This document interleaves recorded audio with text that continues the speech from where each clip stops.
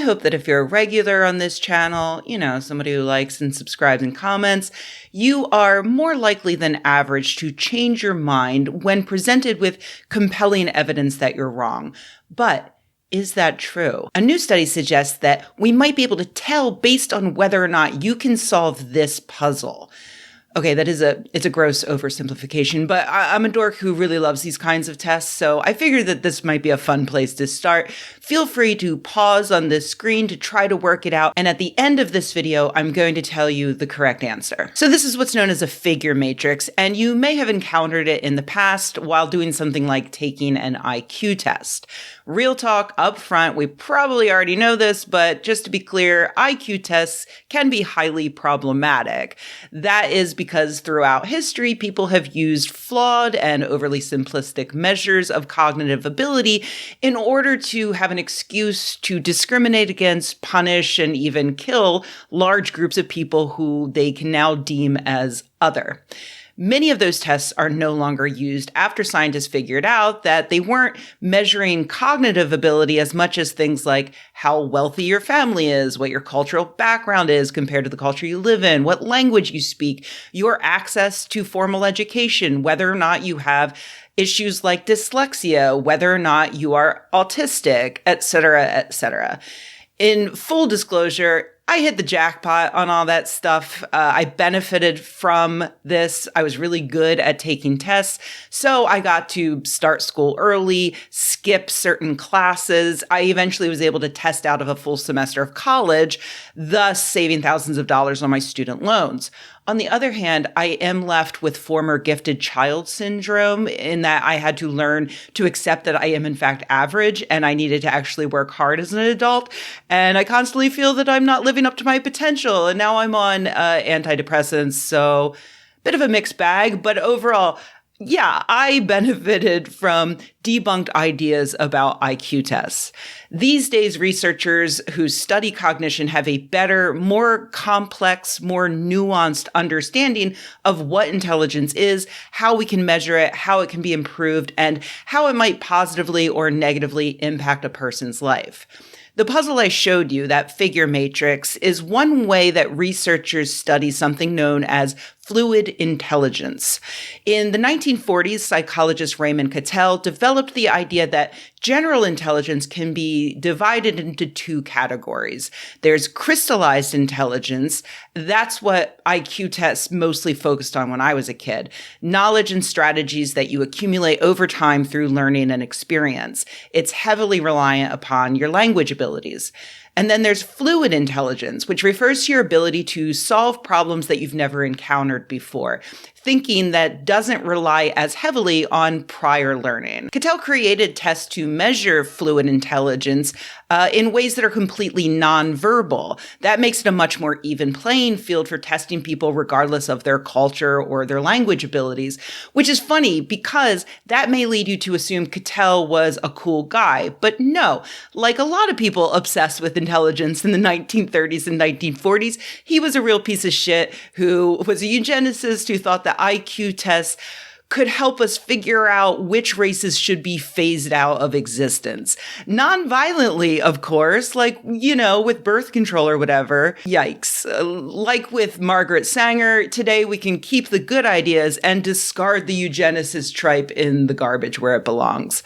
Anyway, that's fluid intelligence, the ability to think laterally, to think novelly. Fluid and crystallized intelligence influence one another, and so they're not necessarily opposite ways of thinking. But a good example of the difference would be how a person might solve this puzzle, which was developed by Cattell's student, John L. Horn. There are 100 patients in a hospital. Some, an even number, are one-legged but wearing shoes. One half of the remainder are barefoot. How many shoes are being worn? Now, you can figure out that answer using crystallized intelligence if you learned algebra in school, but you can also figure it out using fluid intelligence by reasoning that if half the two-legged people are without shoes and all of the rest, an even number, are one-legged, then the shoes must average one per person, and the answer is 100. All of this leads me to the actual study I want to talk about, which was published this month in Cognitive Research, Principles and Implications. Fluid intelligence, but not need for cognition, is associated with attitude change in in response to the correction of misinformation. We talk a lot on this channel about how to stop misinformation from spreading, and so this is, right up our alley. Previous research shows that in general, it's really difficult to get somebody to change their mind when they believe misinformation. Debunking with correct data seems to work a little bit on some people. Pre-bunking by giving people the correct information before they hear the misinformation works a little better. And sometimes using more emotional arguments seems to work on some people. But that's part of the issue. People are all different. So maybe different kinds of audiences respond better to different kinds of arguments. So these researchers explored the hypothesis that maybe people are more likely to change their minds and drop misinformation if they are better at using fluid intelligence.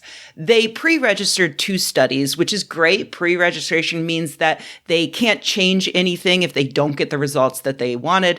And both of these studies were pretty much the same. They took in total, a little over 1,000 people. They split them into 2 groups.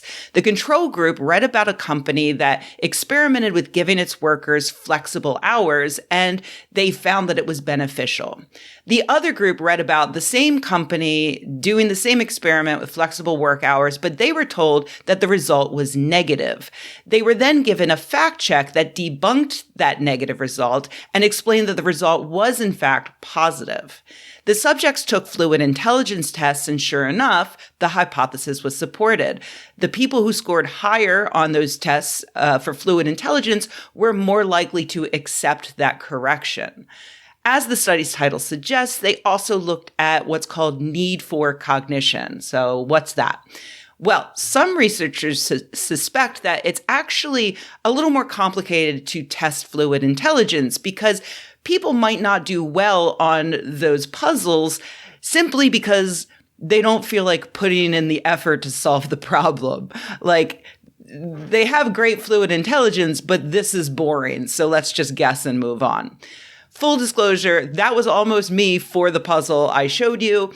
I found it on a page of several puzzles, and that was the first one, and it stumped me to the point where I got annoyed and frustrated, so I scrolled down to the next one to see, hey, maybe I just suck at fluid intelligence these days, because it might get worse over time. When I got the second one, though, I was like, okay, let me go back to the first one and put a little bit more effort in.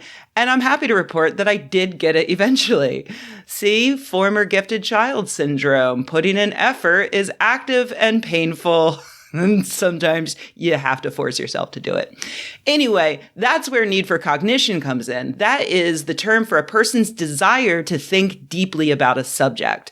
So they tested their subjects for that too, and they found that, yeah, it didn't have any impact on the results. You can be as lazy as you want, but if you have the ability to engage in that abstract thinking about novel problems, you are more likely to change your mind when presented with evidence. Hey, post-production Rebecca here. I was editing this and I realized I didn't fully explain the importance of the need for cognition finding. It doesn't just control for people who didn't feel like working hard to understand the company's experiment. It also suggests that a person might be really interested in thinking about a topic, but that doesn't mean that they're necessarily going to accept new information about that topic.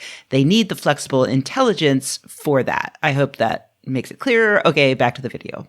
At least when it comes to a company offering employees flexible work hours, the researchers controlled for how people felt about flexible work hours before they read about this company's experiment. So this was about as non-political and unemotional as a topic can get. Obviously, things are going to be different when it comes to beliefs that are deeply held, that people think of as being central to their identity. So, good news, if you're a psychologist out there looking for a fun follow-up study, try this out with correcting U.S. Republicans about whether or not immigrants are eating cats and dogs. That could be fun and maybe beneficial for humanity. Okay, that's the study. So now I'm going to end this video by telling you the answer to the puzzle. Here it is again one more time. I debated putting this answer after the traditional video of the indie outro, but ultimately I decided he's way too cute and distracting and he'd probably forget. So here we go. The answer to this puzzle is B.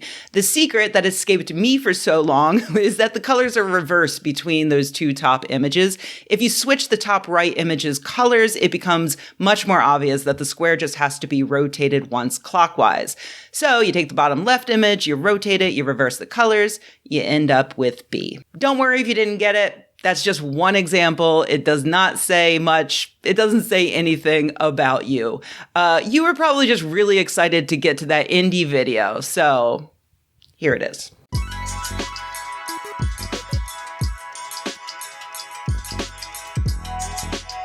Hey everybody, thanks for watching. If you enjoyed this video, please give it a like. If you loved the video, please subscribe. And if you think the world could use more videos like this and you happen to have a few bucks laying around, head to patreon.com/Rebecca and join an awesome community of nerds like the people whose names you see on the screen right now. Thanks.